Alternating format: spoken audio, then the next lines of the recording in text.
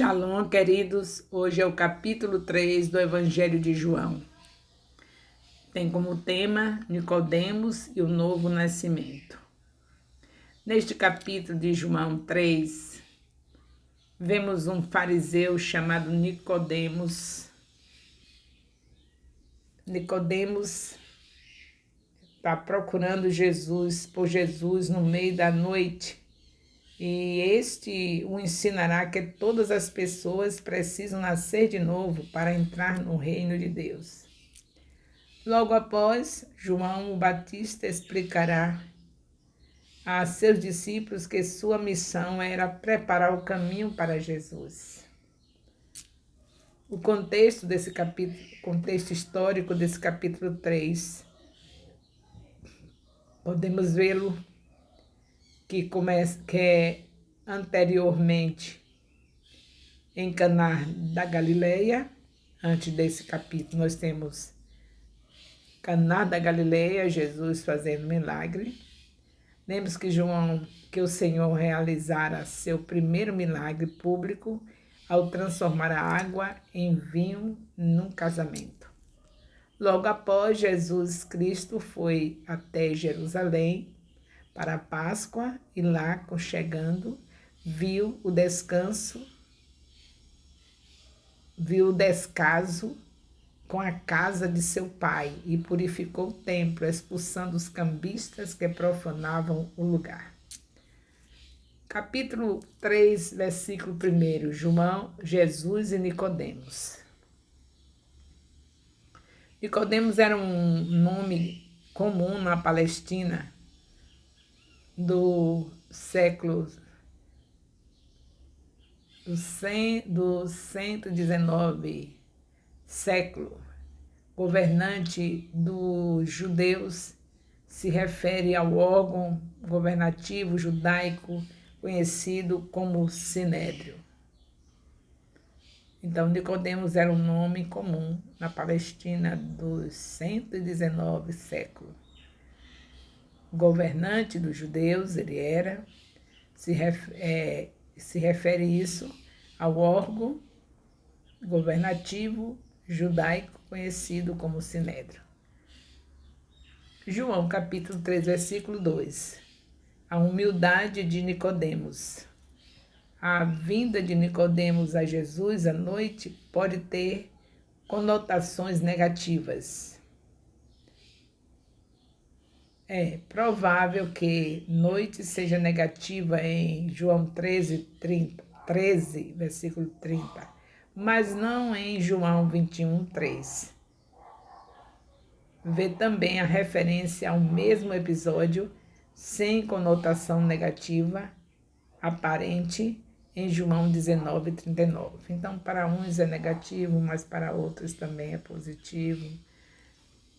Vindo de um mestre em Israel, a forma de tratamento usada mestre, denotava respeito, especialmente pelo fato de ser conhecido que Jesus não possuía treinamento rabínico formal. João 7,15. Os milagres mencionados no Evangelho de João os milagres conhecidos no Evangelho de João presumivelmente compreendiam aqueles realizados em Jerusalém, João 2,23, possivelmente a purificação do templo. João capítulo 3, de 3 a 8, fala de nascer de novo. A discussão da necessidade de um novo nascimento espiritual desenvolve a referência no prólogo, João 1, de 12 a 13, aos filhos de Deus que nasceram de Deus, sobre filhos de Deus. João 8, 39 a 58, João 11, 51 a 52. A expressão nascer da água e do Espírito provavelmente se refere ao nascimento espiritual que purifica do pecado e produz transformação espiritual. Ezequiel 36, de 25 a 27. O reino de Deus, um tópico importante nos outros evangélicos. Só é mencionado por João nos versículos 3 a 5. João 18, versículo 36. A referência referindo-se ao reino de Jesus. João 3, 7, versículo 7. Isso é para todos. Isso é para todos. Não te admires de eu te haver dito, necessário vos é nascer de novo. Vós, aqui, no plural, provavelmente referindo-se a Nicodemos e outros membros do Sinédrio.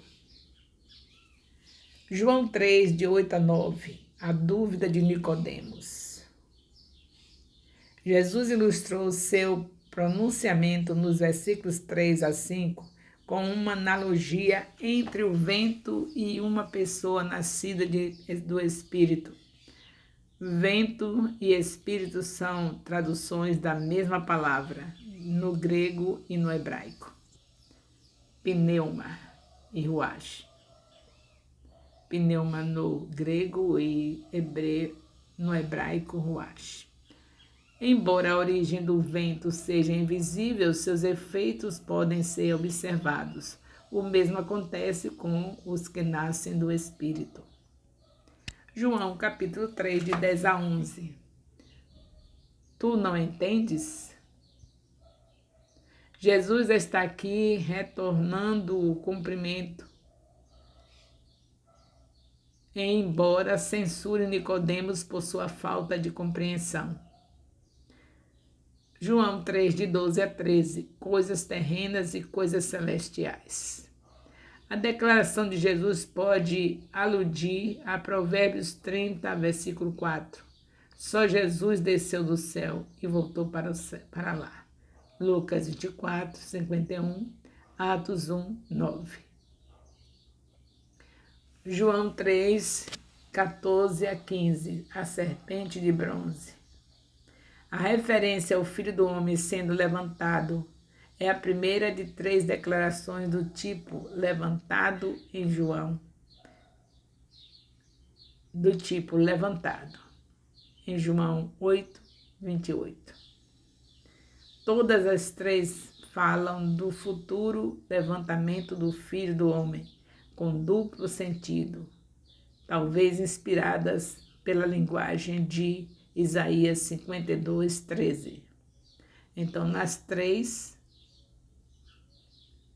referências, ela está se falando da referência ao Filho do Homem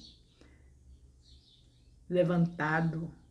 É a primeira de 3 declarações do tipo levantado. Essa em João 8, 28 é a primeira declaração. Mas são 3 referências em relação a isso. E nós sabemos que pode ter sido inspirada em Isaías 52, versículo 13. A referência nesse versículo invoca a ação de Moisés levantando uma serpente de bronze no deserto para que todo aquele que fosse mordido por uma serpente venenosa e olhasse com fé para a serpente de bronze fosse curado. Números 21, de 8 a 9. A terceira e última declaração do tipo levantado é João 12, 32, enfatiza que o levantamento do Filho do Homem se refere à crucificação de Jesus. Capítulo 12, versículo 33, e a referência similar ao martírio de Pedro em João 21, 19.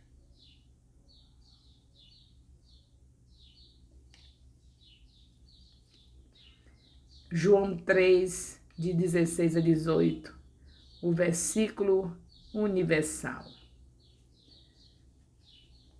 Aqui nesses 3 versículos, de 13 a 18, está o versículo universal. Por amor, Deus deu seu Filho unigênito, para que todo aquele que nele crê tenha vida eterna. A designação favorita de João para Jesus é o Filho enviado pelo Pai. João 3,34. Imagem tomada do conceito judaico do conselho judaico. Shaliach, eu não estou pronunciando bem, mas vocês aí vão pesquisando e vão sabendo. Segundo o qual o enviado é como aquele que envia a busca e busca fielmente os interesses de quem o enviou. Então, a designação favorita de João para Jesus, o Filho enviado pelo Pai, é para mostrar que ele foi fiel aos interesses daquele que o enviou, os interesses do Pai. Jesus esteve fiel a todos eles e por isso nós estamos salvos. Jesus é esse enviado por excelência, João 9,7. E ele, por sua vez, envia os seus discípulos. Ser enviado implica que a comissão, a incumbência e a mensagem são emitidas por aquele que envia, em vez de se originarem com os enviados. Então, ele tem uma mensagem, o enviado tem que levar essa mensagem, falar o que ele disse. Então, nós estamos chamados para fazer o ID de Jesus e falar o que ele falou. Então, temos que estudar realmente a palavra para não falar o que Jesus não falou. O papel dos mensageiros é cumprir sua comissão de acordo com a vontade daquele que os enviou. Assim como Jesus fez conosco, nós também temos que fazer com as pessoas. Vamos ganhar, vamos consolidar, vamos discipular e enviar, porque é isso que Jesus requer de nós. E assim como ele foi fiel ao Pai, o seu Espírito está em nós para nós sermos fiel também a ele, ganhando, consolidando, discipulando e enviando. João 3, de 19 a 21. Os homens amam as trevas. Sobre Jesus, a luz, Jesus como luz, nós vemos em João 8, 12. E ele diz que nós deveríamos ser luz do mundo, como está escrito em Mateus 5, 14. Então, sejamos como Jesus requer. João 3, 22. Jesus vai à Judéia. Jesus deixou a vizinhança de Jerusalém e foi para a terra da Judéia. Em João 4, 3. Ele saiu inteiramente da Judéia e voltou para a Galiléia através de Samaria. João 3, de 3 a 26. João o Batista fala de Jesus. Sobre João Batista como testemunha de Jesus, podemos ver em João 5, de 31 a 47. João 3, 27 a 28. Eu não sou o Cristo.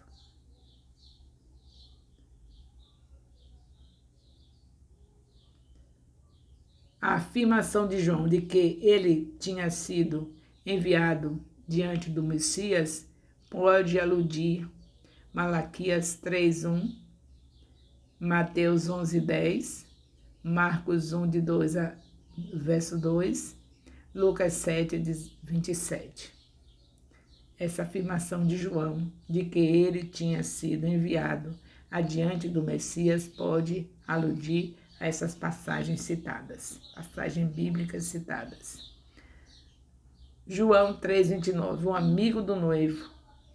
A referência de João a Jesus como o noivo, Mateus 9:15, identifica Jesus como o tão esperado rei e Messias de Israel. No Antigo Testamento, Israel é frequentemente retratado como noiva de Deus. Isaías 62, de 4 a 5, Jeremias 2, 2, Oséias 2, 16 a 20. O papel de João era o de amigo do noivo, que está presente e o ouve, e que abnegadamente se alegrava com o noivo. João 3,30, o propósito. João Batista minimizou as preocupações de seus discípulos expressas no versículo 26. Agora que a luz tinha vindo, a lâmpada tinha acabado a sua tarefa. Minimizou, está resolvido. A lâmpada, a luz já veio que Jesus. Então a lâmpada tinha acabado a sua tarefa. João 3, 31 a 33. O selo. Selo significa literalmente selar, no sentido de confirmar ou autenticar alguma coisa como verdadeira. João 6, 27 a 29. João 3, 34. Jesus é o enviado. Sobre Jesus como receptor do Espírito de Deus, vê em João 1, de 32 a 34. E Apocalipse 3, 1. E Apocalipse 5, 6. Onde podemos ver Jesus como receptor do Espírito de Deus. Quer dizer, mais referências bíblicas para nós vermos isso. João 3, de 35 a 36, o Pai ama o Filho. Tem a vida eterna, essa palavra, tem a vida eterna, que indica a vida eterna não é apenas uma expectativa futura, mas já é uma experiência presente. Quando tem essa expressão, tem a vida eterna. Isso está indicando que já é algo que já está presente em nossas vidas, mesmo sabendo que é futura, mas já é presente em nossas vidas. Nós já vivemos as experiências daquele que vai viver a vida eterna. A ira de Deus permanece sobre ele, deixa claro que, a menos que uma pessoa creia em Jesus, o Messias, ela permanece debaixo do juízo de Deus, se não estiver crendo em Jesus. Concluímos esse capítulo com a conversa entre Jesus e Nicodemos. É uma obra de arte, uma das passagens mais lindas e sábias da palavra de Deus. Que capítulo, hein? A conversa entre Jesus e Nicodemos é uma obra de arte. Jesus, com toda a sua calma e sabedoria, ensinando o mestre da lei. E o mestre, com toda a sua humildade e desejo de conhecimento, sendo ministrado pelo mestre dos mestres. Obrigado, Nicodemos, por ter saído à noite, provavelmente escondido, para nos trazer um dos diálogos mais longos e profundos de Jesus. O Senhor, com certeza, o aguardava. Ele conhecia o coração e as atitudes de Nicodemos. E hoje ele quer nos fazer entender também, nascer de novo é algo diário. Cito uma frase do reformador Martinho Lutero: afoguei o velho homem nas águas do batismo, mas o miserável sabia nadar e tenho que matá-lo todos os dias. Frase de Lutero. Aprendamos, né? Ele foi afogado, um homem velho, mas ele sabe nadar. Foi jogado nas águas, mas sabe nadar. Então, a gente tem que estar... logo ele sabe nadar, tem que estar todos os dias matando ele. Ele sobe nas águas, a gente mata, em nome de Jesus. E é assim que devemos renovar nossa mente, nascer de novo, matar os desejos antigos e fluir no Espírito, sermos nascidos do Espírito. Vimos também João, primo de Jesus, orientando seus discípulos acerca de Jesus, de quem ele é e de como o servir. A humildade de João é constrangedora.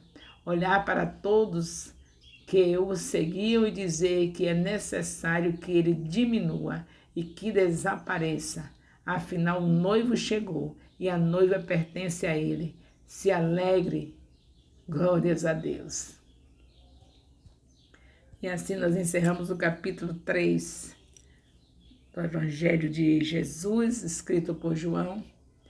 E queremos lembrar para vocês, não deixe de ouvir os vídeos todo, por inteiro, porque é necessário a compreensão e qualquer dúvida, pergunta no privado da apóstola Rai Nascimento.